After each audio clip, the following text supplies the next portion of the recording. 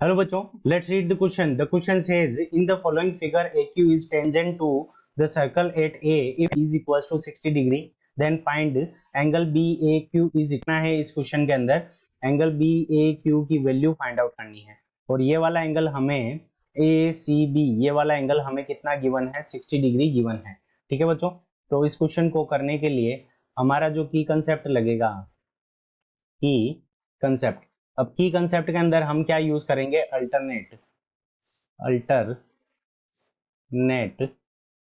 Segment alternate segment theorem.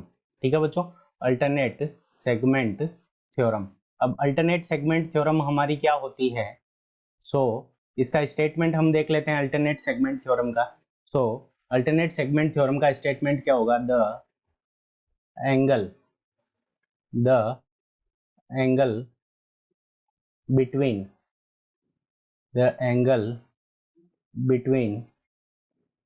chord and tangent, the angle between chord and tangent, the angle between chord will be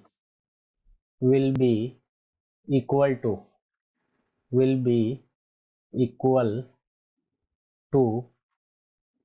the angle will be equal to the angle made by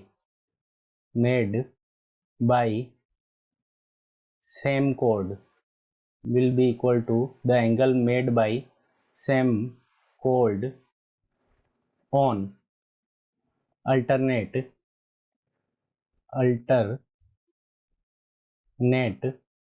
segment.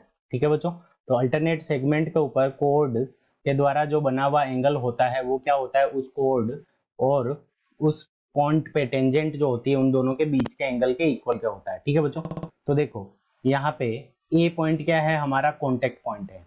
इसके ऊपर tangent क्या है, हमारी AQ, और इसी point के ऊपर हमारी कोड क्या है, AB. ठीक है बच्चों, तो AB के नीचे वाला ये वाला पार्ट क्या हो जाएगा, हमारा सेगमेंट. तो इसका अल्टरनेट सेगमेंट क्या हो जाएगा, ये पूरा पार्ट हो जाएगा. ठीक है बच्चों, तो ये पूरा पार्ट अल्टरनेट सेगमेंट हो जाएगा. तो इस कोड AB के कारण सरकमफेरेंस पे एंगल कितना बन रहा है, 60 डिग्री का बन रहा है. ठीक है बच्चों, तो ये कोड और टेंजेंट के बीच का एंगल भी क्या होगा, ये एंगल भी हमारा 60 डिग्री होगा.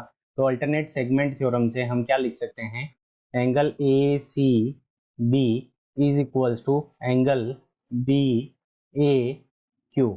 ठीक है बच्चों, और दोनों की वैल्यू हमारी कितनी हो जाएगी, 60 degree. So 60 degree is the correct answer और ऑप्शन बी में गिवन है. So option B is correct answer of this question. I hope you understood it well. Best of luck. Thank you.